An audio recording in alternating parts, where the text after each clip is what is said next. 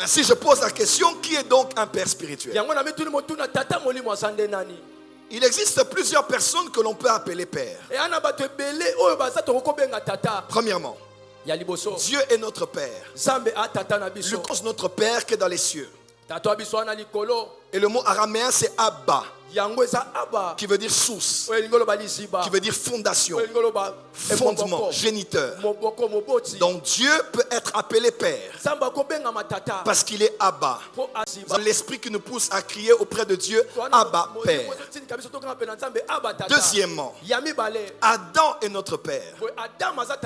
Dieu a trouvé un homme par qui il a sorti la race humaine.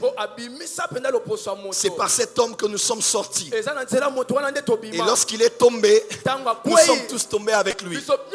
Parce que nous sommes tous fils et notre père. Qui d'autre appelons-nous encore père? Abraham. Père Abraham. Comme dans cette parabole de Lazare. Quand on parle d'Abraham, on parle du père. Le prophète Ésaïe a dit de mettre les yeux sur Abraham, notre père. Après Abraham qui est notre père, ils sont aussi appelés pères, Abraham, Isaac et Jacob. Les pères, les patriarches. Le prophète Élie a dit éternel Dieu. D'Abraham, d'Isaac et de Jacob. Que l'on sache que tu es Dieu. Ces trois sont aussi appelés les pères. Qui sont encore appelés pères? Ce sont les 12 apôtres de Christ. Les premiers hommes que Christ a choisis. Leur nom sera même sur chaque fondation de la Nouvelle Jérusalem. Il les a choisis dans sa souveraineté. On les appelle les pères. Pierre, Barthélemy, Jean, Matthieu. C'est pas n'importe qui. C'est des hommes que Christ a choisis et par qui l'évangile est allé dans le monde entier. Amen. Des hommes qui ont commencé, qui peuvent encore être appelés pères. En théologie, on les appelle les pères de l'église ou les pères apostoliques. Les premiers disciples des apôtres de Christ. Ce sont des disciples de Jean, des disciples de Matthieu, des disciples de Thomas. Ils ont écrit des premiers traités bibliques et théologiques. Ils ont fait des commentaires sur le judaïsme et le christianisme. On les appelle aussi les pères de l'église. Un disciple de Jean était allé à Lyon. C'est là où il a commencé l'église. On parle d'Irénée, on parle de tous ces hommes qui ont travaillé, qui sont pères aussi. Il y a ce qu'on appelle les pères géographiques, les pères territoriales. Quand tu entres au Ghana, même si tu ne parles pas, tu sens l'archevêque Nicolas Duncan Williams qui est là. Tu sens le docteur Mensa Otabil qui est là. Tu sens le bishop Dag Miles qui est là. Parce que ce sont des pères géographiques. Quand tu arrives au Nigeria, tu sens l'autorité de Enoch Adeboye, l'homme qui a plus de 12 millions de membres au Nigeria. Il y a ton voisin 12 millions. 12 millions. Et sa vision c'est quoi? C'est que dans chaque famille qui existe sur la terre, il y ait un membre de Redeem de son église dans cette famille-là. Ils ont des bâtiments à Londres, des bâtiments aux États-Unis. Ils ont des églises en Turquie, dans le monde entier. Et cet homme-là ne fait pas des miracles comme nous, il n'écrit pas comme nous, mais il a une foule incroyable. Tu sens le bishop Oyedepo au Nigeria. Tu sens pasteur Christophe Kilomé qui est là, ainsi que tant d'autres pères. Quand tu arrives en RDC, même si on ne te dit pas, tu sentiras l'apôtre Paul Mutombo quelque part dans l'atmosphère. Et tant d'autres qui sont après lui, je ne veux pas aller trop loin pour ne pas me perdre avec des noms que je ne citerai pas. Mais il y a des pères territoriales, géographiques. Il y a aussi ce qu'on appelle les pères pionniers. C'est-à-dire des hommes qui ont commencé un message, un mouvement ou une manière d'exprimer le ministère. Aux États-Unis, Kenneth Hagin est père de la parole de foi. Le prophète William Marion Branham est le père de la prophétie personnelle. Ton nom, ton adresse, ta vie, tiens-moi, je vois. C'est William Marion Branham. C'est lui qui a commencé ces choses. Est-ce que quelqu'un peut dire amen bien? En RDC, même si tu ne l'aimes pas, nous connaissons la prospérité, l'excellence par là. Bishop Coutinho Fernando. Parce que c'est le père de l'évangile de la prospérité. Dites amen bien. Amen. Même si tu ne l'aimais pas avant, mais aujourd'hui ton église doit avoir un moment où vous allez chasser, lier, ligoter, enflammer, brûler, calciner, déterrer, nager sous l'eau, arracher. Parce que le couple Olang, ils sont les pères dans le mouvement du message spirituel. On peut les appeler des pères d'un certain mouvement. Alléluia. C'est des gens qui ont commencé, qui ont innové, qui ont exposé une manière de faire, un message, une manière d'exprimer le ministère. Alléluia. Quand on parle d'onction, on pense à Béni-In. Quand on pense au Saint-Esprit, même si on pense à Catherine Kuhlman, on pensera d'abord à Béni-In. Parce que c'est lui qui a permis au corps du Christ de connaître la personne du Saint-Esprit. On les appelle des pères. On peut avancer. Vous êtes toujours avec moi? Il y a aussi ce qu'on appelle le père dans la foi. Je préfère nommer comme ça le père dans la foi. C'est celui qui t'a emmené au Seigneur. Pour certains, ils sont plus vivants. D'autres ne sont plus en Christ. D'autres n'ont perdu de leurs nouvelles. Mais ce sont pour moi, dans ma nomenclature, ce qu'on appelle les pères de la foi. Il t'a emmené dans le Seigneur. Il t'a donné vie dans le Seigneur. On peut l'appeler le père dans la foi. Dans une vieille église dans laquelle tu priais, ils sont allés loin dans un autre pays. Mais c'est par eux que tu connais le Seigneur, que tu connais les choses de Dieu. Il y a aussi celui qu'on appelle le père de l'église locale, le pasteur, qu'on appelle aussi père. Il est déjà le père de la maison. Il est déjà celui qui est la couverture de la maison.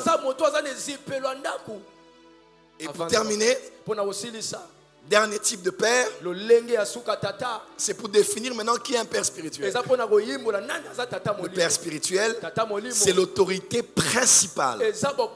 Souligné, l'autorité principale qui est établie sur ta vie,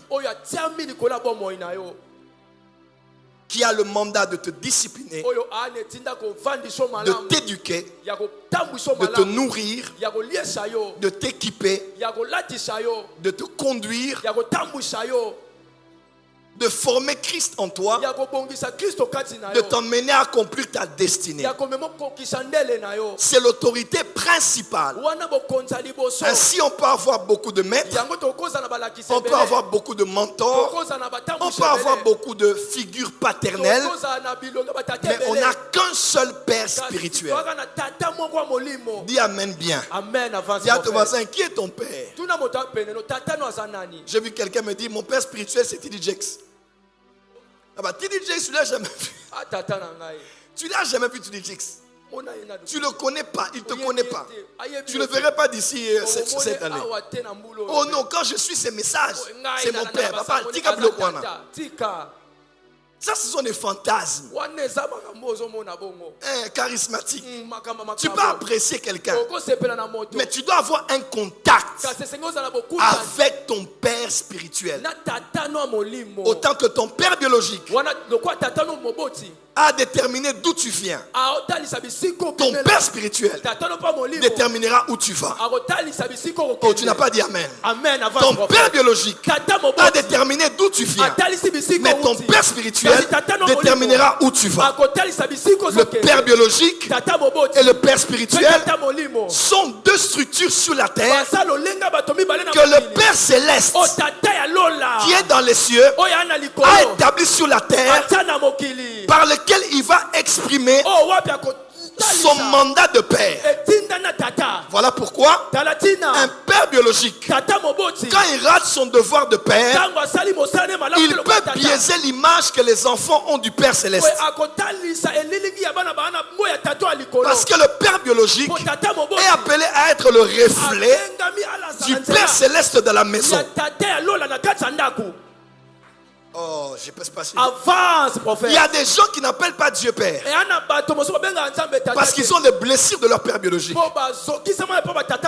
Mais quand le père biologique a été bon, Jésus a dit, vos pères, mauvais qu'ils étaient, ils vous donnaient des bonnes choses. À plus forte raison, votre Père céleste, en d'autres termes, le père biologique est le standard par lequel on mesure ta révélation du Père céleste.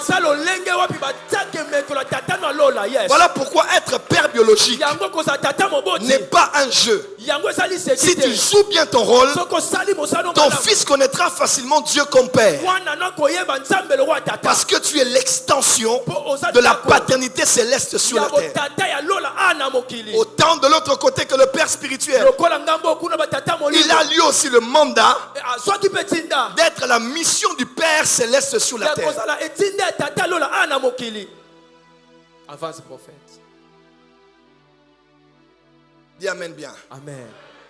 Dis avance, prophète. Avance, prophète. Dis à ton voisin, qui est ton père spirituel? Change de voisin, qui est ton père spirituel? C'est compliqué, hein? Quelqu'un dit, quelqu'un a dit un jour, prophète, n'écoutez pas ces histoires de père spirituel. La Bible dit dans Matthieu que personne n'appelle un autre être humain père. J'ai dit à cette personne dans le livre de Matthieu, on a aussi dit honore ton père et ta mère. Alors on va demander à Matthieu pourquoi il a dit honore ton père, et Jésus a interdit d'appeler quelqu'un ton père. Il ne faut pas sortir un texte de son contexte pour en faire un prétexte. Tu ne peux pas aller plus loin. Nous sommes le 1er juillet. Tu ne peux pas aller plus loin si tu n'as pas une voix qui parle sur toi. Si tu n'as pas une main qui se pose sur toi. Si tu n'as pas une couverture qui te couvre spirituellement. Je peux même te choquer. Dans Ephésiens 6, là où l'apôtre Paul parle du combat spirituel, de la hiérarchie spirituelle devant laquelle nous sommes confrontés. Et il parle des âmes spirituelles. Il parle des esprits territoriaux. Il parle des esprits méchants. Il parle de ceci et de cela. Mais avant de parler de ça, au verset 1, il fixe la base. Il dit honore ton père et ta mère afin que tu vives longtemps. Pourquoi? La longévité des enfants n'est pas déterminée que par leur christianisme, mais c'est déterminé par leur capacité à honorer leurs parents. Il y a des esprits de mort qui ne t'auront pas parce que tu as prié, mais parce que tu as honoré tes parents et tes parents t'ont couvert spirituellement. Je ne l'ai jamais dit. Peut-être une fois, mais je ne l'ai pas dit autre chose. Une fois, je dormais plus de 2 fois. J'ai vu qu'il a fait une crise cardiaque, il est mort. Je t'en ai parlé une fois? Non, je ne t'ai jamais parlé de ça. Maman Claude, je vous ai parlé de ça. J'ai parlé de ça. C'est quelque chose, c'était tellement confidentiel. J'ai vu qu'à cause du poids, il a fait une crise cardiaque. Et il est mort. Et c'était une vision. Moi, il me connaît. Moi, je ne fais pas de vision quand je dors. Mais j'ai vu. Et dans le monde spirituel, j'ai dit, c'est mon fils. Il va nulle part. Sa santé est protégée. Sa santé est préservée. Et moi, je voyais ça. Lui ne voyait pas ça. Ton père est peut-être moins âgé que toi. Ton père peut être moins éduqué académiquement que toi. Mais ton père est ta couverture. C'est le parapluie, hein? Le parasoleil, parapluie. Il peut être plus bas que toi. Mais tu ne peux pas te protéger du soleil toi-même. C'est ce qui est plus bas là que tu dois accepter de mettre au-dessus de toi. Il n'est pas au-dessus de toi pour te dominer. Il y a des intempéries dans la vie. Il y a des intempéries dans le ministère. Il y a des intempéries dans le mariage. Tu dois accepter de te soumettre. Que cette personne te couvre et te protège spirituellement. Dis à ton voisin, qui est ton père? Peu importe la beauté de ta moquette, de la moquette, de la télé, des meubles ou des chaises. Si tu n'as pas de toiture, si la maison n'a pas de couverture, tout peut être ravagé par la pluie. Ce qui me fait respecter un homme, surtout un homme de Diur, n'est pas la beauté de son ministère, n'est pas la qualité de la structure de son église. Tout ça, ça peut être emballé en peu de temps. C'est sa capacité à se soumettre à quelqu'un. Quelqu'un qui va te dire non. Quelqu'un qui va crier sur toi. Quelqu'un qui va te dire tu n'iras pas. Et tu te tais.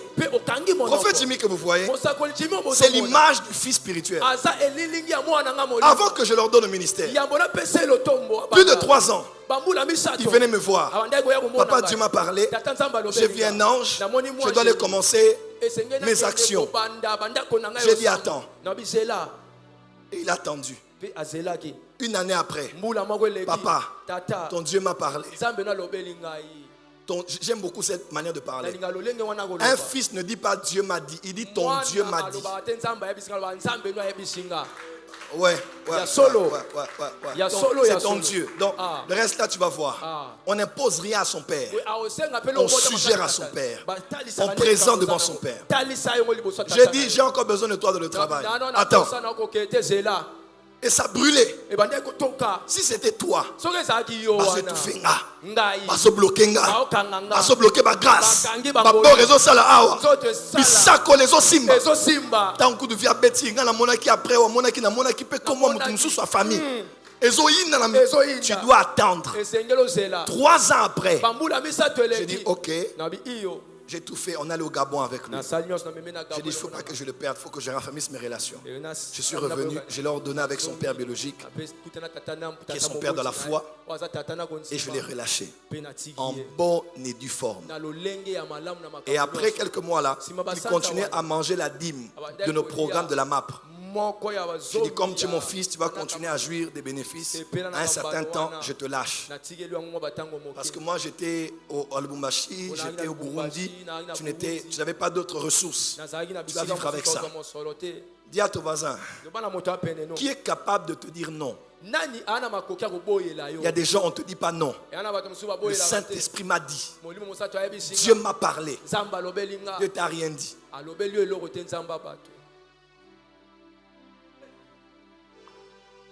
Oh, même Samuel avait dit à Élie, papa, c'est Élie qui avait forcé Samuel à parler. Il ne voulait pas parler. Par respect pour son père. Dis à ton voisin, qui est ton père? Change de voisin, ni voisin. Qui est ton père? Je sais que dans le ministère, il peut arriver que ton père spirituel est mort. Il peut arriver qu'il y ait des problèmes. Dieu seul sait. Mais ces 6 prochains mois, Dieu va te connecter à un homme. Il va te connecter à une personne. Tu ne peux pas continuer seul. C'était bien jusque là où tu es arrivé. C'est une prophétie pour quelqu'un. Mais là où tu vas, Il faut quelqu'un qui vienne de là où tu veux aller. Moïse les a emmenés au désert car il était déjà allé au désert. Il faut quelqu'un qui est passé par ce par quoi tu passes, qui peut te tenir la main et t'y emmener. Avance, prophète. Dis à ton voisin, qui est ton père spirituel?